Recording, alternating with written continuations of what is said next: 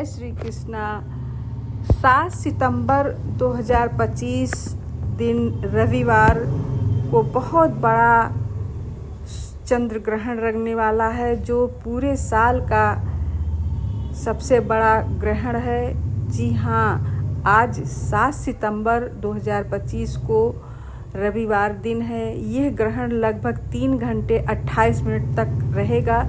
ज्योतिष में यह ग्रहण राशियों पर अलग अलग प्रभाव डालता है। साथ ही सूतक काल भी में सावधानियां जरूरी है बरतना। आज यानी 7 सितंबर 2025 को साल का अंतिम पूर्ण चंद्र ग्रहण भारत के कई हिस्सों में दिखाई देगा। ग्रहण रात 9:58 शुरू होकर 1:26 तक रहेगा। यह धार्मिक और ज्योतिष दृष्टि में बहुत ही महत्वपूर्ण घटना है। चंद्र ग्रहण का वैज्ञानिक दृष्टिकोण देखा जाए तो यह ग्रहण एक प्राकृतिक खगोलीय घटना है, जिसके पीछे वैज्ञानिक कारण होता है।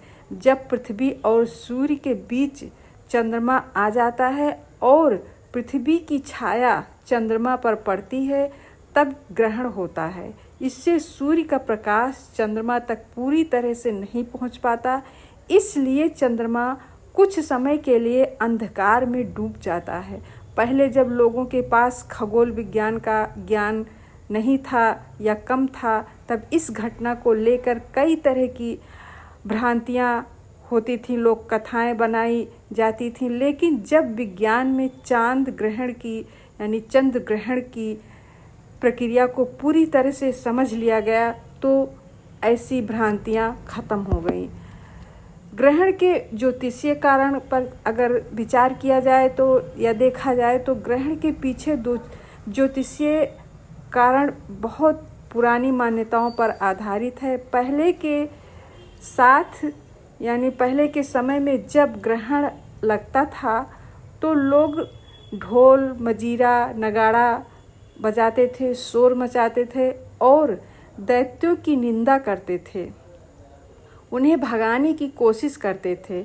उस वक्त धार्मिक खासकर जप तप और दान पुण्य में लगे रहते थे। ऐसा माना जाता था कि राहु और केतु नामक दैत्य सूर्य और चंद्रमा पर हमला करके उन्हें निगलने की कोशिश करते थे। जितना हिस्सा उनके मुंह में आता है, उतना ही ग्रहण दिखाई देता है। इस संकट से देवताओं और मानव जो भी हैं पृथ्वी पर, देवताओं को बचाने के लिए दान तथा तप और जप करने की परंपरा शुरू हुई, ताकि उनकी रक्षा हो सके और कृतज्ञता व्यक्त की जा सके। यही कारण है कि ग्रहण के समय पूजा पाठ और दान को बहुत महत्व दिया जाता है, जो इस समय प्रचलित है। धार्मिक मान्यता के आधार पर इनका विशेष महत्व होता है और ग्रहण के समय जो भी कार्य किया जाता है वो अशुभ माना जाता है, इसलिए ग्रहण के समय कोई कार्य करना वर्जित बताया गया है ज्योतिषीय दृष्टिकोण से। जय श्री कृष्ण।